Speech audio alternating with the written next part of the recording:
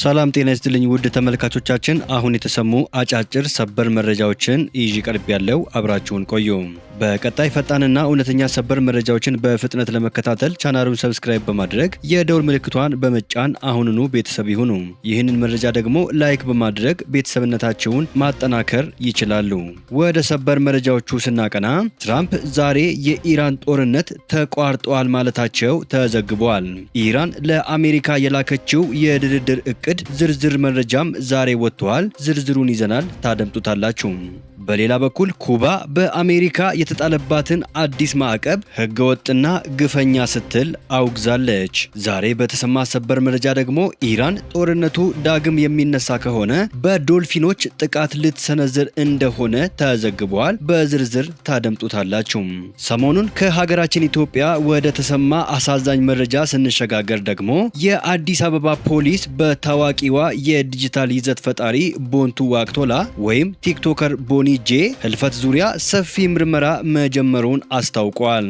አሁን መረጃዎቹን በዝርዝር እንመለከታለን። እስከ መጨረሻው አብራችሁን ቆዩ።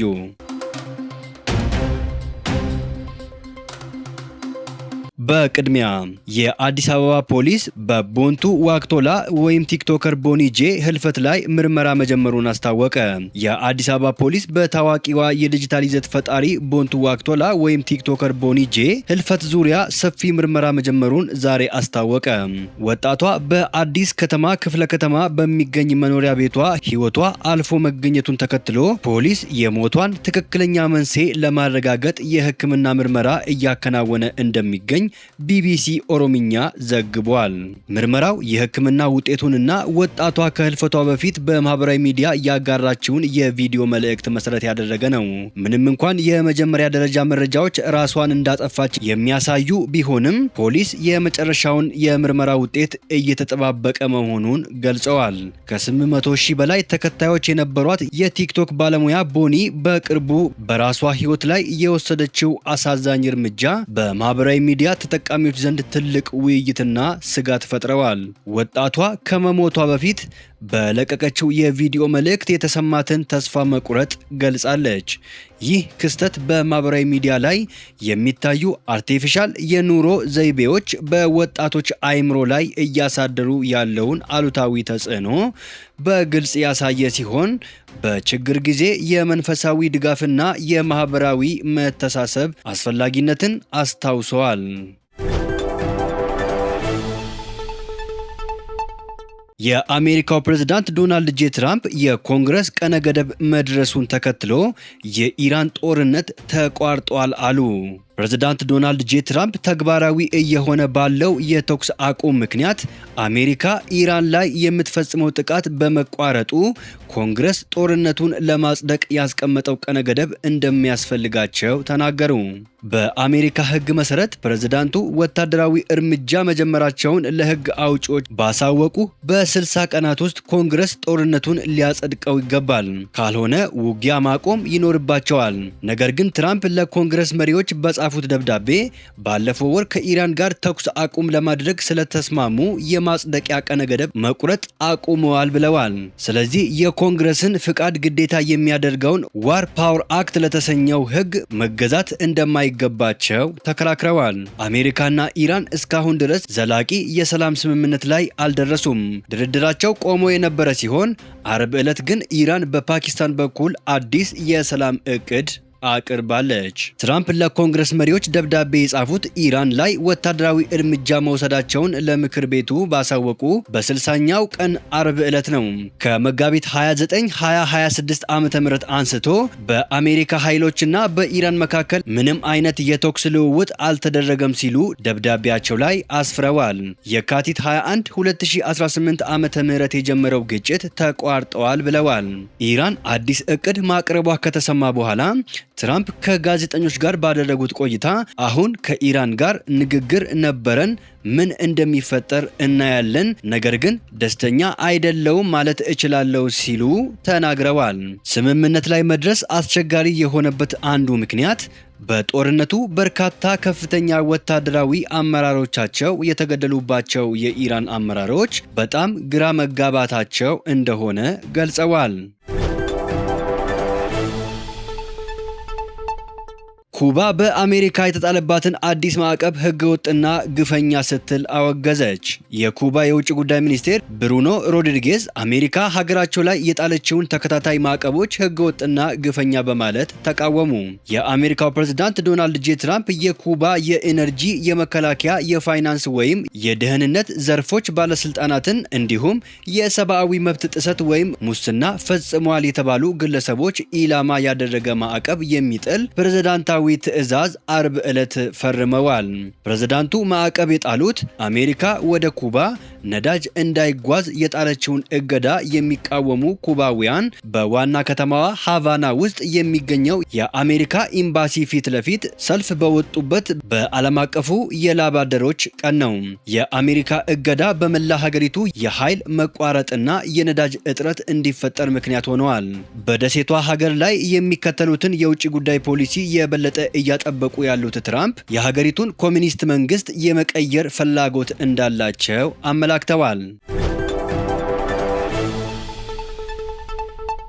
የአሜሪካው ፕሬዝዳንት ዶናልድ ጄ ትራምፕ ውድቅ ያደረጉት የኢራን እቅድ ከኒውክለር ንግግር በፊት ሆርሙዝ እንዲከፈት የሚጠይቅ መሆኑ ተዘገበ። ኢራን በፓኪስታን በኩል ያቀረበችውና ፕሬዝዳንት ዶናልድ ጄ ትራምፕ ያልተደሰቱበት አዲስ የሰላም እቅድ ስለ ኒውክለር ፕሮግራም የሚደረግ ንግግር በይደር ተይዞ የሆርሙዝ ወሽመጥ እንዲከፈትና አሜሪካ የጣለችው የባህር ላይ ጉዞ እገዳ እንዲያበቃ የሚጠይቅ መሆኑን ሮይተርስ ዘገበ። የዜና ወኪሉ ስማቸው ያልተጠቀሰ የኢራን ከፍተኛ ባለስልጣንን ጠቅሶ ቴሄራን የኒውክሌር ድርድሩን ለሌላ ጊዜ ለማቆየት ያቀረበችው እቅድ ስምምነት ላይ ለመድረስ የሚረዳ ትልቅ እርምጃ ነው ብላ ታምናለች ሲል ዘግቧል። በአዲሱ እቅድ መሰረት ጦርነቱ የሚቋጨው እስራኤልና አሜሪካ በድጋሚ ኢራን ላይ ጥቃት እንደማይከፍቱ ዋስትና ሰጥተው እንደሚሆን ዘገባው ጠቅሰዋል። ኢራን በምላሹ ዘግታ የከረመችውን ወሳኙን የሆርሙዝ ወሽመጥ የምትከፍት ሲሆን አሜሪካም ወደ ኢራን ወደቦች የሚደረጉ ጉዞዎች ላይ የጣለችውን እገዳ ታነሳለች።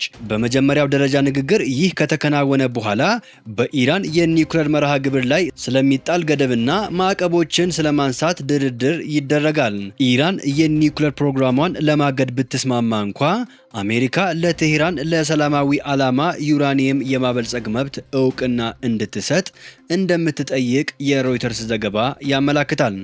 ሮይተርስ ያነጋገራቸው ባለስልጣን በዚህ ማዕቀፍ ውስጥ ለስምምነቱ ምቹ ሁኔታ ለመፍጠር እንዲቻል ይበልጥ ውስብስብ በሆኑ የኒውክሌር ጉዳዮች ላይ የሚደረገው ድርድር ወደ መጨረሻው ደረጃ እንዲዛወር ተደርገዋል ብለዋል። ኢራን ከዚህ ቀደም ያቀረበችውና ፕሬዝዳንት ትራምፕ ውድቅ ያደረጉት ሌላ እቅድም በተመሳሳይ የኒውክሌር ጉዳይ በቅድሚያ ንግግር የሚደረግበት ጉዳይ እንዳይሆን የሚጠይቅ ነበር። ኢራን አዲስ እቅድ ማቅረቧን ካስታወቀች በኋላ አስተያየት የሰጡት ፕሬዝዳንት ዶናልድ ጄ ትራምፕ እንዳላስደሰታቸው በመናገር ልስማማበት የማልችለውን ነገር እየጠየቁ ነው ብለዋል። ስምምነት ላይ መድረስ ይፈልጋሉ፣ እኔ አልረካውበትም፣ ስለዚህ የሚፈጠረውን እናያለን ሲሉም ተናግረዋል። ፕሬዝዳንቱ ኢራን የኒውክሌር መሳሪያ እንዳይኖራት የሚያደርግ ስምምነት ላይ ሳይደረስ ጦርነቱ ሊቋጭ እንደማይችል በተደጋጋሚ ተናግረዋል። ኢራን በበኩሏ የኒውክሌር ፕሮግራሟ ለሰላማዊ ዓላማ የሚውል መሆኑን በአጽንኦት ገልጻለች። ዛሬ ወደ ተሰማ አስገራሚ መረጃ ደግሞ ስንሸጋገር ኢራን በዶልፊኖች ጥቃት ልትሰነዝር ነው ተባለ። በማህበራዊ ሚዲያ የተሰራጨው ምስል አነጋጋሪ ሆኗል። በቅርቡ በማህበራዊ ሚዲያ መድረኮች ላይ እየተዘዋወረ የሚገኝ አንድ አነጋጋሪ ምስል የኢራንን ወታደራዊ ስትራቴጂ አስመልክቶ የብዙዎችን ትኩረት ስቧል። ምስሉ የጦር መርከቦችን የሚያሳይ ሲሆን ከውሃው በታች ደግሞ ፈንጂዎችን የታጠቁ ዶልፊኖችና ሰርጓጅ መርከቦች ተሰማርተው ይታያሉ። በስፋት እየተሰራጨ ያለው ይህ መረጃ ኢራን በአሜሪካ የጦር መርከቦችና ሰርጓጅ መርከቦች ላይ ጥቃት ለመሰንዘር በባህር ውስጥ እንስሳት ላይ የቴክኖሎጂ መሳሪያዎች በመጠቀም አዲስ ስልት እየቀየሰች መሆኑን ይጠቁማል። ይህ ክስተት በኢራን የቴክኖሎጂ አቅምና በዘመናዊ የጦርነት ስልቶች ዙሪያ አዳዲስ ጥያቄዎችና ግምቶችን እያጫረ ይገኛል። የዚህ ምስል ትክክለኛነት በይፋ ባይረጋገጥም በብዙዎች ዘንድ የኢራንን ወታደራዊ ፈጠራዎች በተመለከተ ሰፊ ውይይት እንዲፈጠር አድርጓል። ውድ ተመልካቾቻችን ለሰዓቱ የተሰሙ ሰበር መረጃዎች ወደ እናንተ ያደረስኳቸው ናቸው። ከሰዓታት በኋላ በሌላ ሰበር መረጃዎች እስከምንገናኝ በያላችሁበት የዓለም ዳርቻ ቸር ቆዩልን። ሰላም ለዓለማችን ይሆን።